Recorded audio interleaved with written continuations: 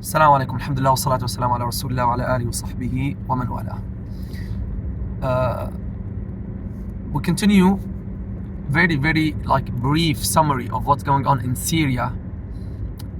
Subhanallah, yani this is one of the most horrible massacres or wars against innocent people in this century.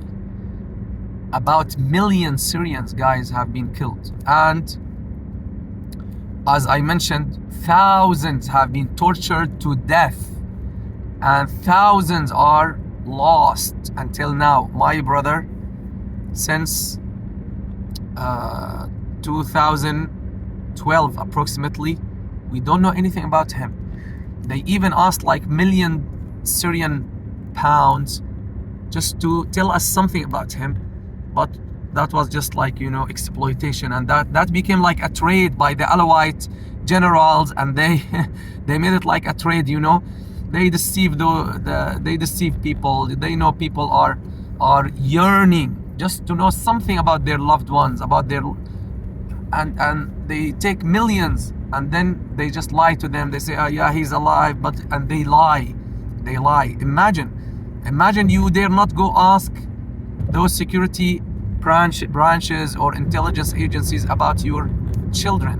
Imagine, who are in the presence of that ugly regime.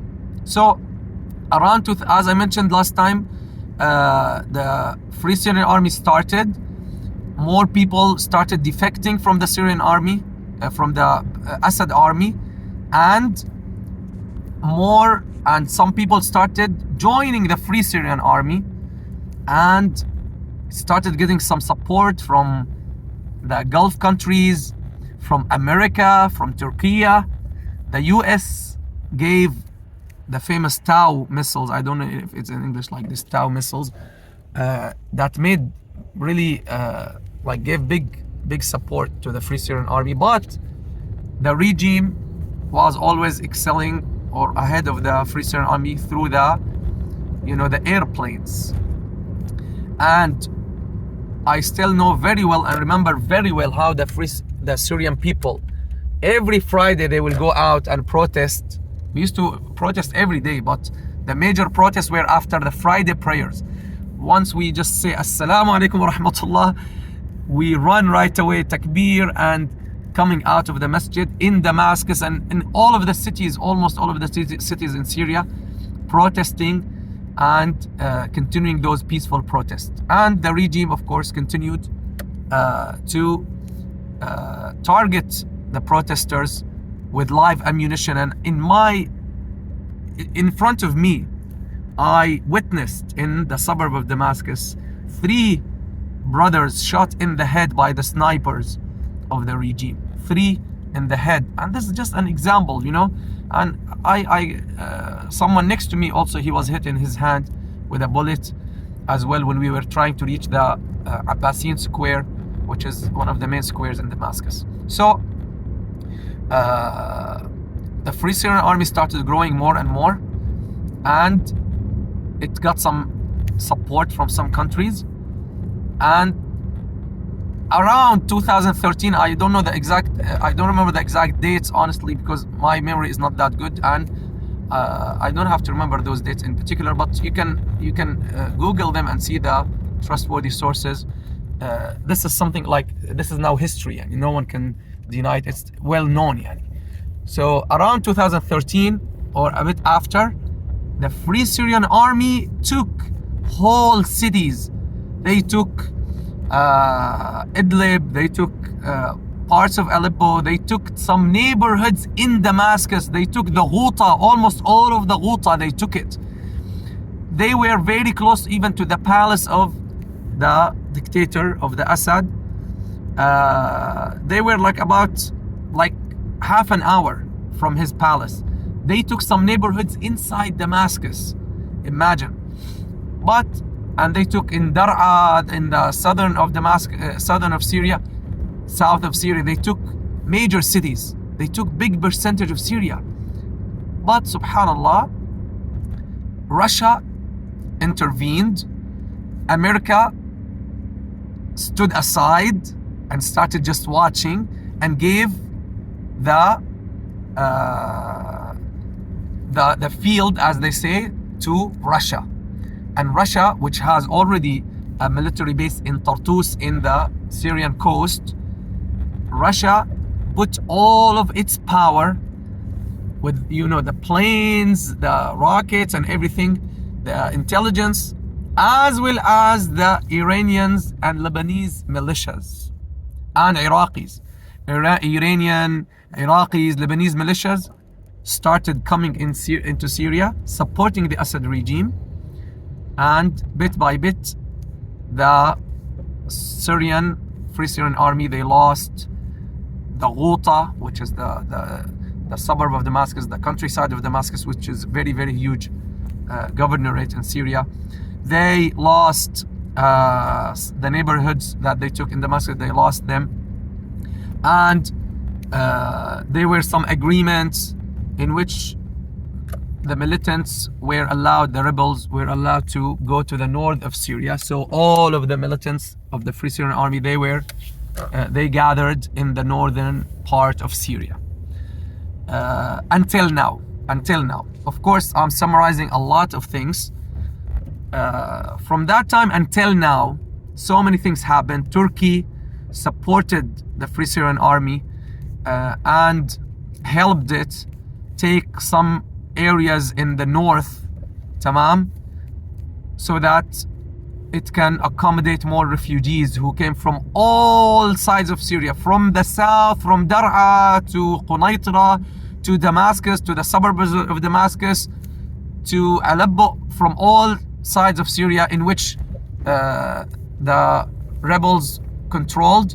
There were agreements and stuff where they allowed them. Of course, the rebels, they left the Ghouta because many reasons.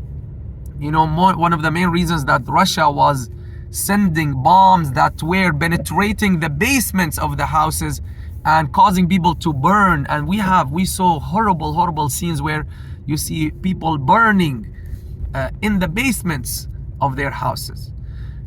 So the rebels, and of course there are other reasons. One of the main reasons, unfortunately, is ISIS and Al-Qaeda, particularly يعني جبهة النصرة, the Nusra Front, which in my opinion and the opinions of so many Syrians, distorted and stabbed the Syrian revolution. Stabbed it hard. Stabbed the Syrian revolution really hard when Al-Qaeda came in. When Al-Qaeda came in, and of course with a Nusra branch, and they claimed, of course, they're coming to support us, they're coming to help the Syrian people, but of course they're coming to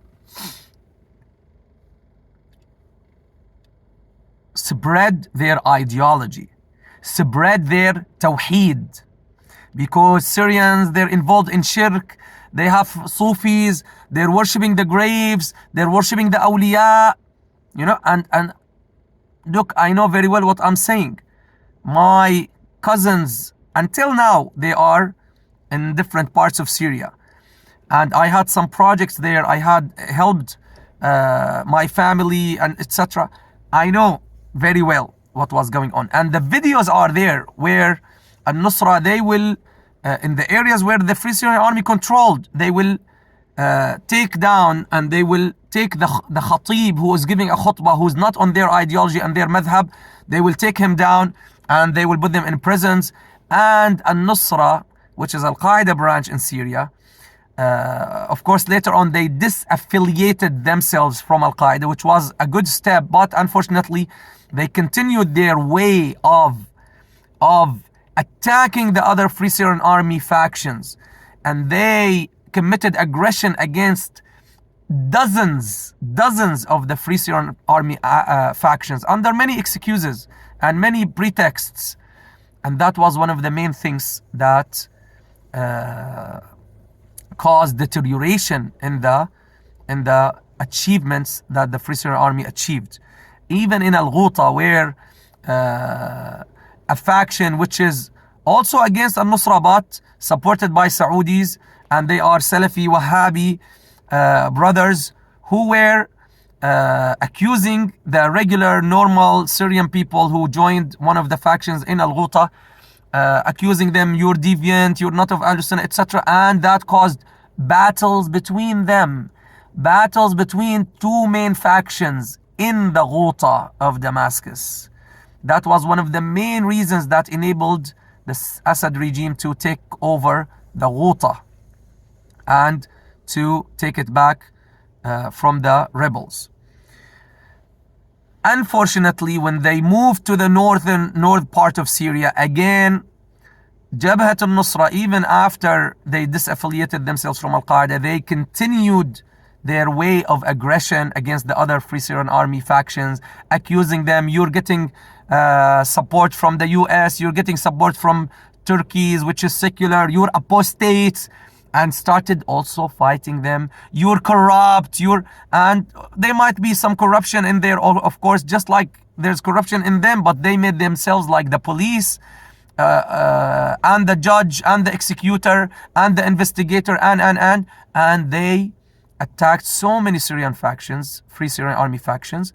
And despite all of this, still until this moment, the Free Syrian Army, or it's called the National Syrian Army, Al-Jaysh al-Watani, under which so many groups and factions work, and Al-Nusra by itself is separate, and there are also other groups, but in general, we have the Free Syrian Army, which is under the temporary Syrian government, which is recognized by so many countries of the world. So that's the government of the temporary government of the Syrian Free Syrian people in the liberated parts of Syria. But there are other parts of Syria, mainly Idlib, which is ruled by al-Nusra, which also changed its name later on to Hayat Tahrir al-Sham, Sham Liberation Front, or whatever. And they also established their own government. Tamam. And now, until now, right before this last operation that all of the armed Syrian opposition factions started, right before it, there were a lot of protests every day in so many parts of the liberated Syrian north, including Idlib, which is the main headquarter or center of Jabhat al-Nusra. There were a lot of protests against the Jolani, against the leader, against Jabhat al-Nusra, because they imprisoned so many people who were against them.